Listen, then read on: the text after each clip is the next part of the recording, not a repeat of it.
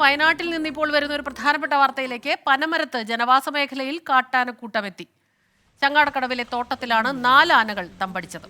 സുർജിത്ത് അയ്യപ്പത്ത് ചേരുന്നുണ്ട് വിവരങ്ങളുമായി വയനാട്ടിൽ നിന്ന്. സുർജിത്ത്, ഓരോ ദിവസവും ഇങ്ങനെ കാട്ടാനയുടെ ശല്യം കൂടി വരികയാണ്. ഇന്നിപ്പോൾ 4 ആനകൾ എവിടെയാണുള്ളത്? എന്താണ്, അവരെ കാട്ടിലേക്ക് തുരത്താനുള്ള നടപടി തുടങ്ങിയോ?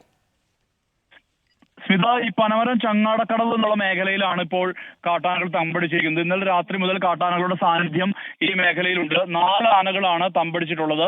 മേഖലയിൽ വ്യാപകമായ രീതിയിലുള്ള കൃഷിനാശമുണ്ട്. ഏതാനും നാളുകളായി ഈ പ്രദേശത്തെല്ലാം തന്നെ സമാനമായ രീതിയിൽ തന്നെ കാട്ടാനകളുടെ ശല്യമുണ്ട്. നെയ്ക്കുപ്പ വനമേഖല ഇതിനടുത്താണ്.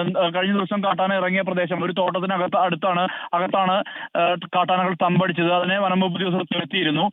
അതുപോലെ തന്നെ ഇതിന് സമാനമായ ഇതിന്റെ സമീപ പ്രദേശങ്ങളിലെല്ലാം തന്നെ സമാനമായ അവസ്ഥയുണ്ട്. ഇല്ലിക്കാടുകൾക്ക് സമീപം, അതായത് പനമരം പുഴയ്ക്ക് അടുത്തുള്ള ഇല്ലിക്കാടുകൾക്ക് സമീപമാണ് കാട്ടാനക്കൂട്ടം നിലയുറപ്പിച്ചിട്ടുള്ളത്. വനംവകുപ്പ് ഉദ്യോഗസ്ഥർ തുരത്താനുള്ള ശ്രമം നടത്തുന്നുണ്ട്.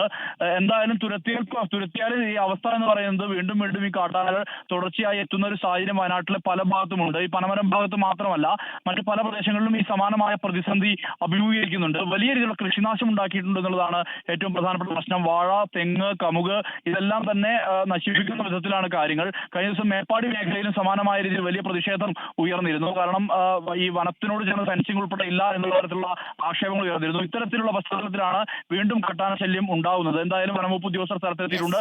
അവർ ഇതിനെ തുരത്താനുള്ള ശ്രമം തുടരുകയാണ്.